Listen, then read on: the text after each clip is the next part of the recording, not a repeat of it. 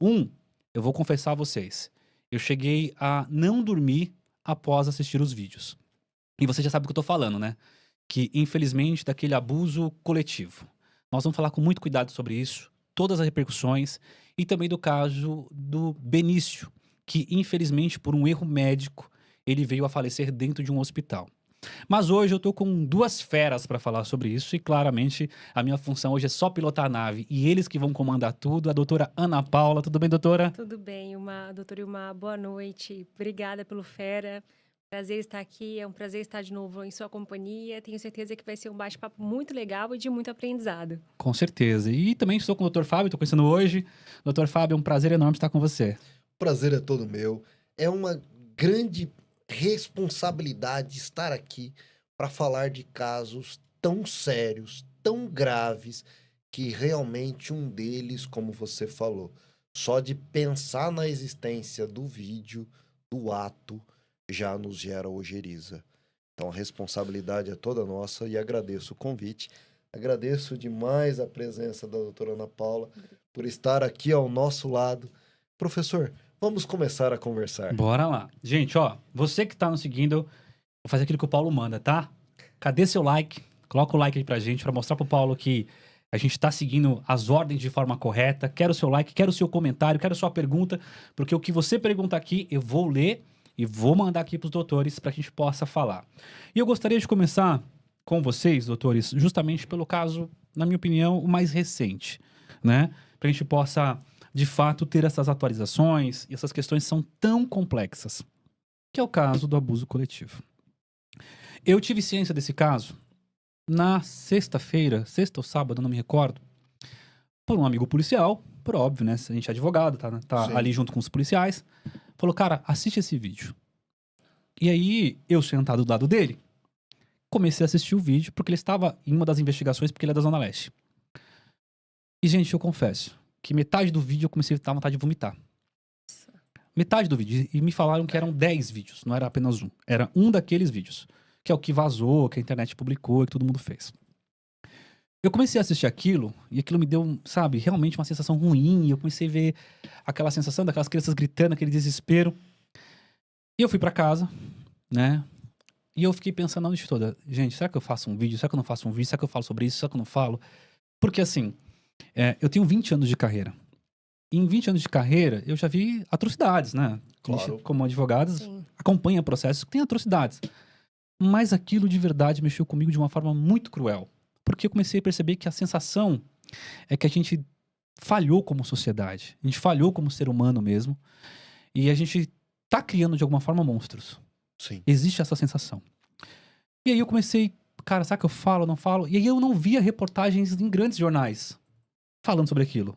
Eu falei, eu acho que a única forma da gente realmente colocar a boca no trombone é cada um, nas suas redes sociais, começar a cobrar a polícia pra isso, pra acontecer alguma coisa.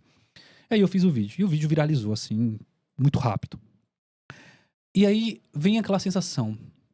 A primeira informação que tinha, 5 ou 7 adolescentes envolvidos, um adulto, que assim que o vídeo viralizou, todo mundo fugiu. As duas crianças são de famílias de extrema vulnerabilidade. Extrema. São crianças que, inclusive, estão em abrigos hoje, Sim. Sim. nessa situação. E começa a pergunta. Primeiro, eu vou começar com a doutora. Nossa Óbvio. querida doutora. Obrigada.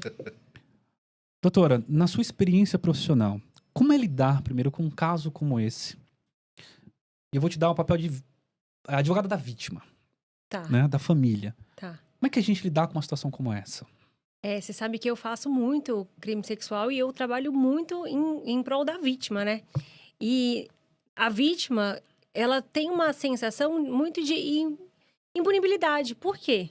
Porque na maioria dos casos, diferente desse caso em que logo todos os menores foram apreendidos e a prisão preventiva foi decretada, muitas vezes, por não ser um crime que é pego em flagrante, os envolvidos, os que cometeram o abuso, eles respondem o crime em liberdade por muito tempo. Eu tenho casos no escritório de pessoas que foram abusadas pelo seu próprio pai e que tem processo rolando por 6 anos e o pai está em liberdade, com namorada, vivendo a vida, enquanto a vítima está sofrendo.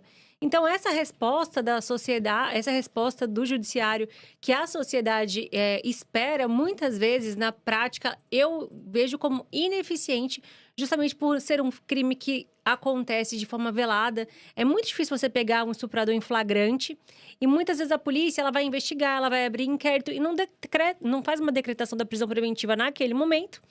A pessoa responde em liberdade. Na maioria das vezes, quem comete crime sexual é primário, nunca cometeu um crime, então não é caso de prisão preventiva. E as vítimas, ela têm essa sensação de impunibilidade. E tem um outro fator que chama muita atenção no escritório, e eu escuto isso de muitas vítimas. Assim, doutora, mas como que vão acreditar? Porque ninguém viu. É só a minha palavra. E a gente pega, às vezes, advogado ou pessoas do próprio judiciário que falam assim, olha, mas ninguém viu, ninguém vem acreditar em você, é só você que tá falando. Olha a pessoa que te abusou. Eu pego muito casos, assim, que a palavra da vítima, ela fica descredibilizada quando a gente fala de abuso entre homem e mulher. Então, muitas vezes, tem aquela cultura de que, às vezes, elas vão acreditar... As minhas clientes, elas acabam acreditando que por ter sido um crime que ninguém viu, que é velado e tudo mais, que se elas forem à delegacia, vai ser a palavra dela contra a palavra do homem, e aí ela pode, infelizmente, né, ter a sua palavra descredibilizada.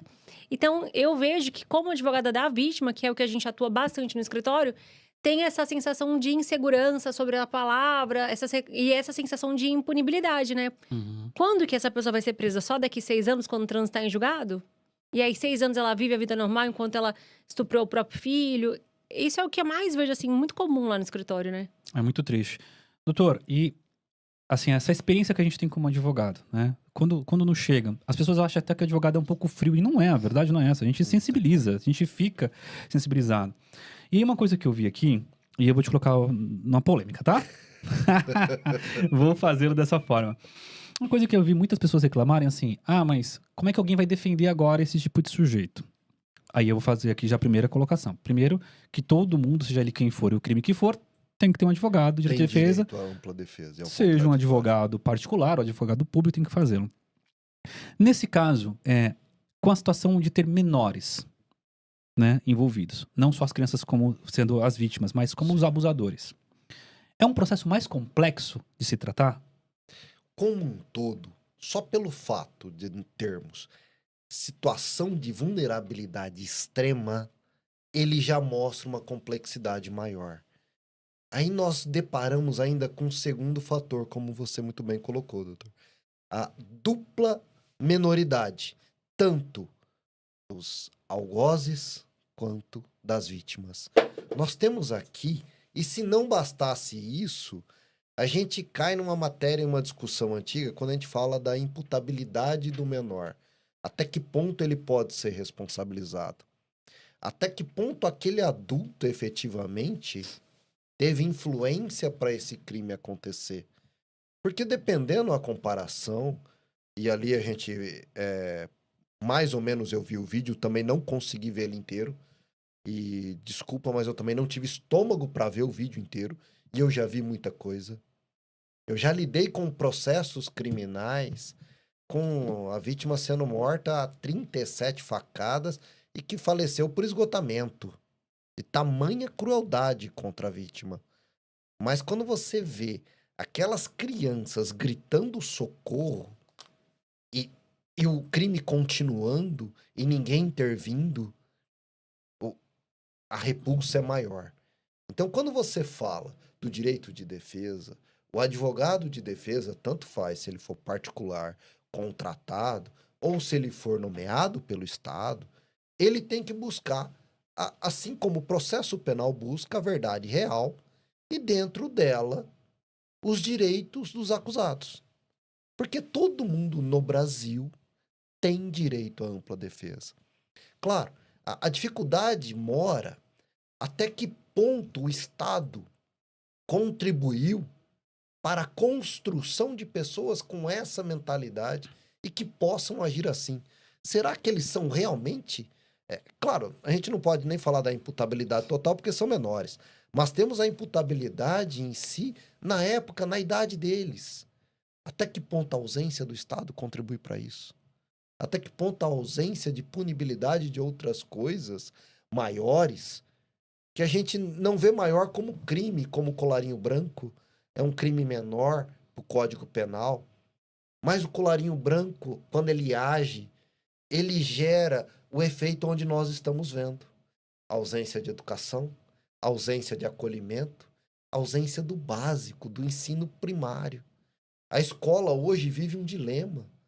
E essa falta de Estado como um todo que gera essa complexidade que o advogado vai ter que se deparar. Tanto para apoiar as vítimas, quanto para fazer a defesa das crianças, porque são crianças. Por mais que a gente fale de idade variada, são 4 adolescentes, a gente não sabe as idades dos 4 ainda, não foi divulgado, mas são 4 crianças que terão que ser defendidas. É uma questão assim, e eu vou entrar em vários temas bem polêmicos com isso. Posso, né, doutores? Pode, Por favor. Vocês que estão nos deve. assistindo, podemos entrar em questões polêmicas, porque eu vi aqui já tem até comentário polêmico, já tem situação aqui que a gente pode entrar. Eu quero agradecer a Lori Santos, que colocou aqui um superchat pra gente. Boa noite, doutor Ilmar. Boa noite a todos os convidados. Como sempre, doutor Ilmar, nota 1000. Muito obrigado, que carinho gostoso. Gente, vamos então, assim, pensar alguns pontos. Eu queria avançar em algumas situações, porque esse caso levantou vários debates. Vários debates, assim, muito importantes. Primeiro deles é a questão da vulnerabilidade, né? A vulnerabilidade social do local onde elas estavam, aquelas Sim. crianças e tudo mais. Vocês acham que aquele crime aconteceu naquela gravidade, e aí eu deixo a liberdade para vocês pensarem, falar quem quiser, só aconteceu por causa da vulnerabilidade de fato do local ou não? Aconteceria em qualquer tipo de bairro, qualquer local, porque faz parte da natureza humana isso. Qual que é a opinião de vocês, doutora? Ai, eu já tô aqui balançando a cabeça aqui, não, gente, eu não concordo. Eu faço bastante crime sexual lá no escritório, trabalho bastante com isso, e assim, ó, crime sexual, na minha opinião, tem uma questão muito mais de sanidade mental e de patologia, de deficiência mental. Não que isso seja uma desculpa para a pessoa não ser culpada e ela não ser penalizada por isso, mas não tem como. Uma pessoa que comete o que cometeu com aquelas crianças, ela não tá na sua sanidade mental completa. É um psicopata, é uma pessoa que não consegue conviver em sociedade porque tem problemas mentais. Não que isso vai fazer com que ela não seja punida por isso, porque daí tem aquela questão, né, que ela tem problema sim, ela não é capaz de conviver em sociedade, mas ela também não é inimputável. Colocando isso, eu vejo casos de quando a gente fala de crime sexual, ele não escolhe a classe em que ele vai ser cometido. Eu tenho casos no escritório de pessoas que chegam de gravatinha, de roupas de grife e falam: nós consumimos pornografia infantil. Nós abusamos crianças, eu tô sendo acusado, e aí, a senhora pode me defender? E não tem classe. Pelo contrário, eu acho que muitas pessoas muitos abusadores e muitas pessoas que consomem pornografia infantil se escondem atrás dessa imagem de bom cidadão, de boa pessoa.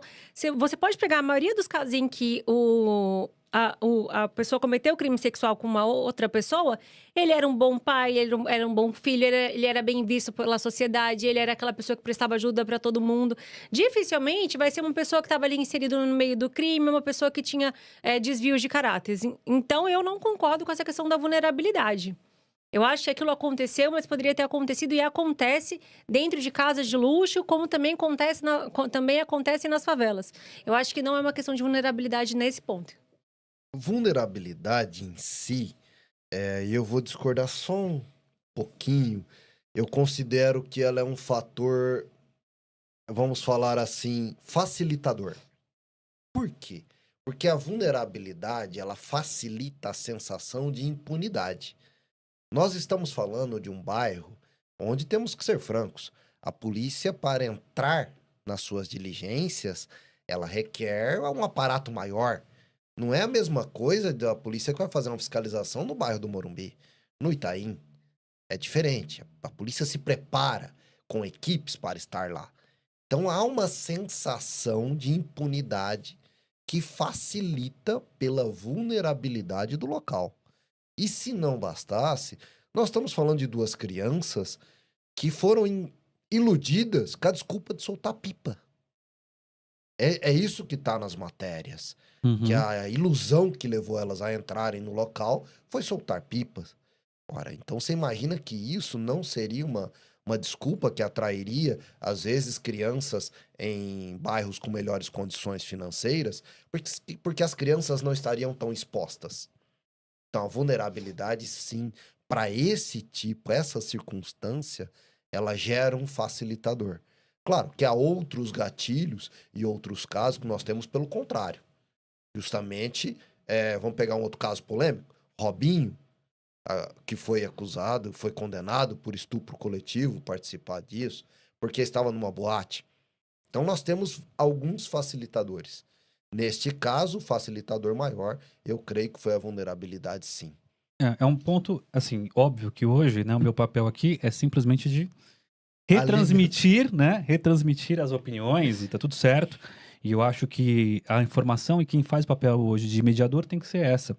E aí eu fico olhando aqui os comentários e fico vendo as pessoas também aqui mandando para mim no particular que estão assistindo.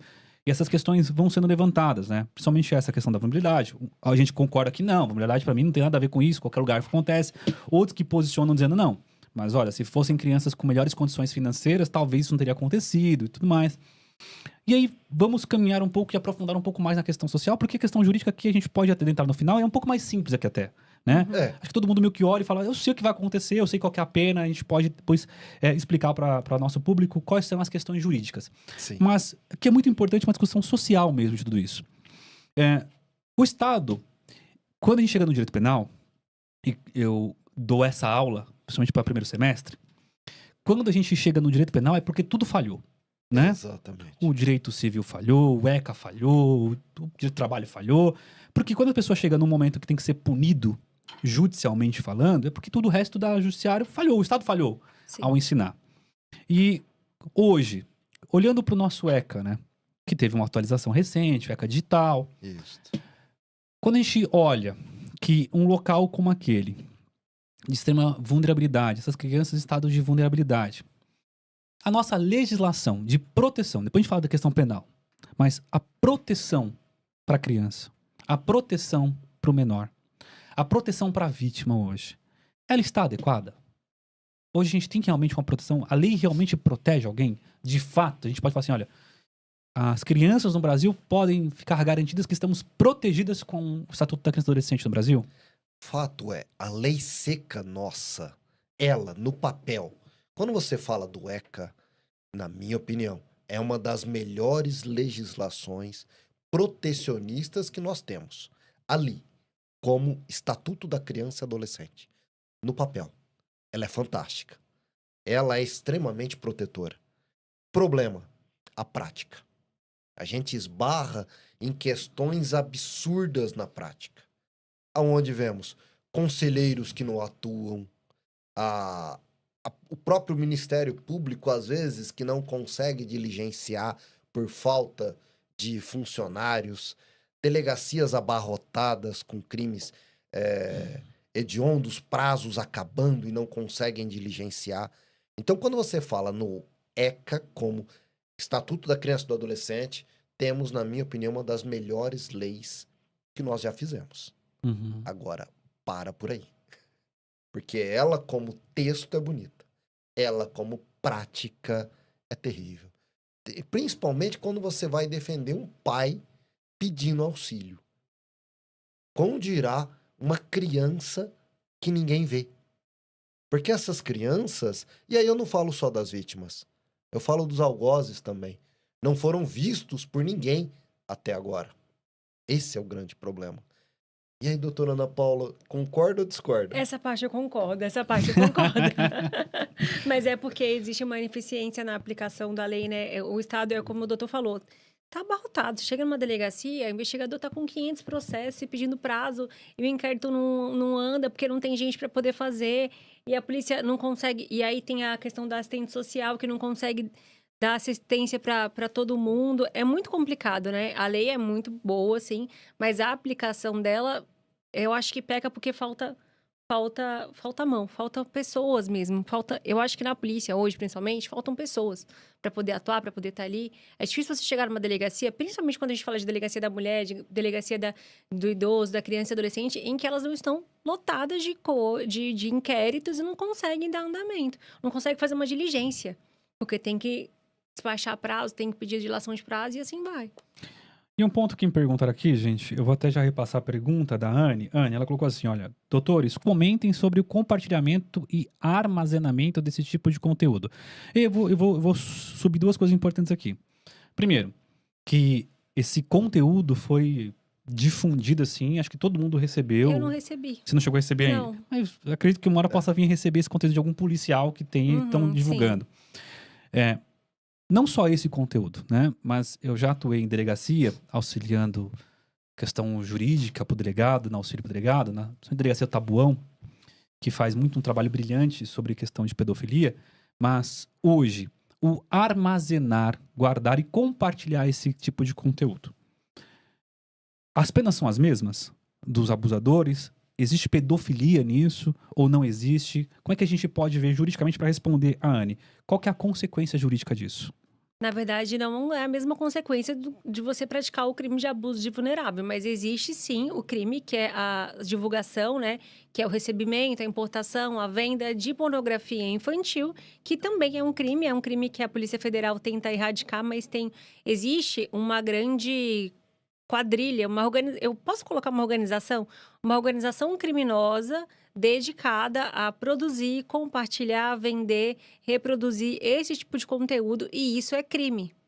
É um crime menor que muitas vezes, digo mais uma vez e repito, na maioria dos casos os clientes acabam respondendo em liberdade, mas que também é algo muito lucrativo para o crime. Pessoas fazem isso de forma habitual como o tráfico de drogas, né? Para poder ter dinheiro e se manter desse dinheiro.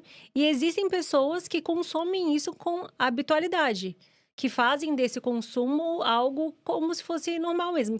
E aí eu descobri que, advogando, né, na prática, que existem inclusive sociedades.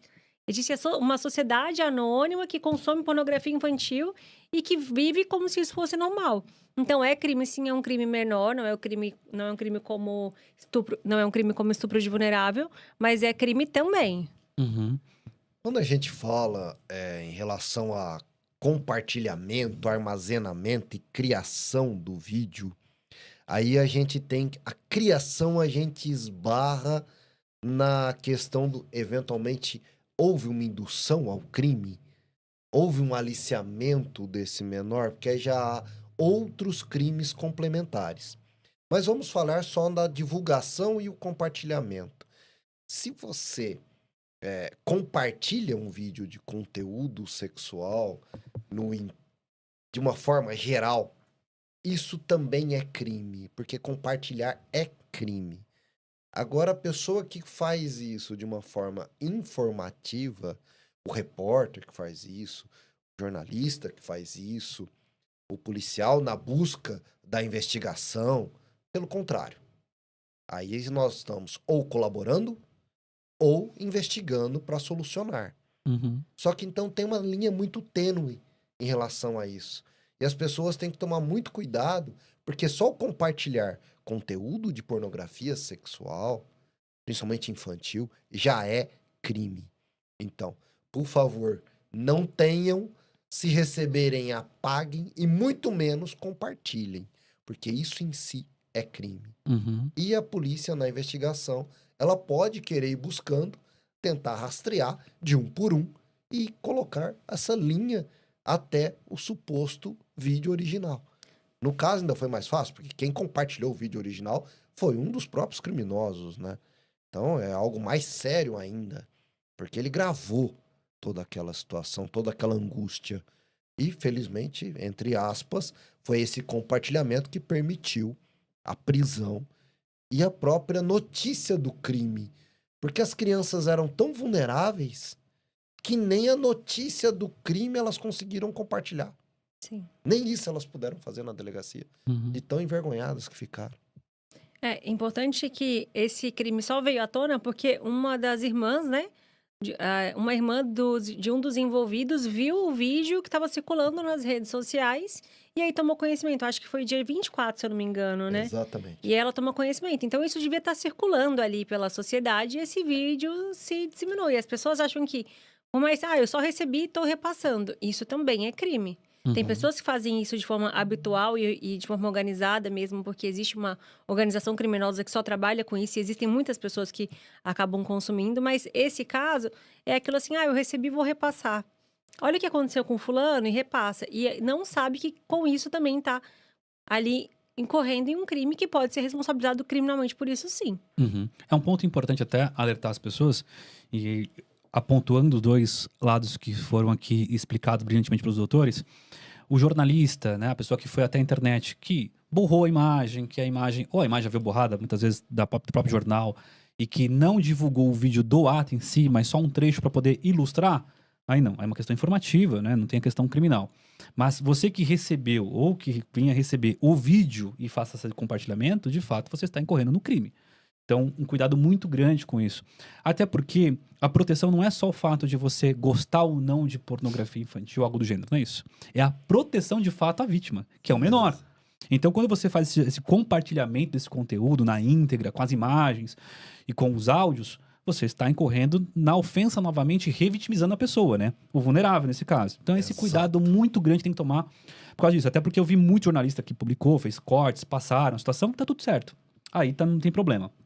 Agora, a questão de fato aqui não é só ser informativo, é como a doutora falou, você compartilhar, porque você quer falar sobre o assunto com seus amigos, pessoas pares, aí você pode incorrer e pode ser investigado, como eu tive casos que a pessoa, assim, foi investigado todo mundo, porque foi achando celular pro celular.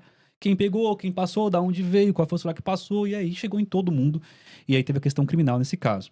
Um ponto interessante que me questionaram aqui é assim, são dois grupos, né? Nós temos os menores, nós temos o maior, que inclusive foi pego na Bahia.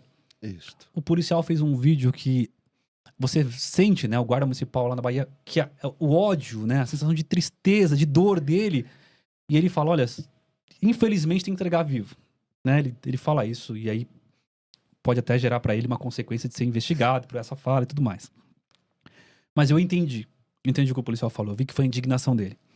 Como é que funciona, agora vamos entrar nas questões jurídicas, como é que funciona um processo que tem o grupo com menores e o grupo com maiores? Tudo no mesmo processo. Ele é desmembrado? Ele não é desmembrado? Como é que funciona a questão da investigação? Tem que ser em sigilo só uma parte? Ou tudo tem que ir em sigilo? Como é que funciona, de fato, isso? Bom, vamos lá. Eu vou me adiantar e vou falar da parte... O processo tem que ser desmembrado. Haverá um processo contra o maior e haverá um processo em outra vara, em outro juízo. Então, no juízo criminal comum, haverá o processo contra o maior. Na vara da infância e juventude, haverá o processo contra os menores. E aqui eu vou falar só do processo contra o maior e a doutora me complementa na sequência. Tudo bem. Mas só por se tratar de crianças como vítima, então esse processo já correrá. Ele andará em segredo de justiça. Porque as vítimas são menores de idade. Então, tem necessariamente uma proteção maior ao sigilo delas. Justamente para a exposição ser minimizada, embora a gente saiba tudo o que aconteceu e estamos aqui por conta da grande exposição que existiu do vídeo. Mas o maior responderá às acusações pertinentes, inclusive corrupção dos menores, o aliciamento desses menores para participação no crime, o crime de estupro, o crime da produção, reprodução e divulgação das imagens. Então, há vários artigos penais que a gente depois vai citar, mas há vários artigos que ele vai ser acusado e ele vai responder perante a vara comum. Já os menores, a doutora vai complementar. Obrigada, doutor, pela palavra. Nesse caso, o menor, ele não é penalizado. Diferente do maior, no caso dele, o que é aplicado é medida socioeducativa, tá? Ele não vai ser penalizado, ele não vai receber uma pena. Recebe uma medida socioeducativa. Neste caso, considerando o tipo de crime, muito provavelmente uma internação. Essa internação pode durar até 2 anos. São 2 ou 3? 3, obrigada. Até 3 anos. E nesses 3 anos, ele vai ser reavaliado para saber se ele ainda precisa continuar internado, porque nesse caso, ele não deve ser punido. O que o Estado espera aqui é que ele seja reinserido na sociedade de forma a conseguir continuar e ter a sua vida adulta, desde que entendendo o crime. E aí, uma das coisas que a gente vê lá na medida socioeducativa, quando ele está internado, é que ele vai passar por avaliações psicológicas, por terapeutas e por profissionais multidisciplinares para avaliar se essa criança ela pode voltar a conviver em sociedade, né? Então, ele primeiro vai ter que entender o crime que cometeu e vai ter que entender as consequências desse crime. Geralmente, essa criança, ela depende muito da criança, mas ela é reavaliada a cada 6 meses. E aí, durante esses 6 meses, o juiz coloca uma medida e aí faz a reavaliação a cada 6 meses para saber se ela pode ou não voltar a estar inserida na sociedade. E aí, uma coisa assim, agora vamos... Oi, tudo bem? Eu sou o Paulo Matias, estou feliz que você ficou até agora aqui no vídeo. Eu queria te sugerir uma coisa, se inscreve no canal, deixa seu like, comenta, vem junto com a gente nessa construção diária porque tem muito conteúdo bom, viu?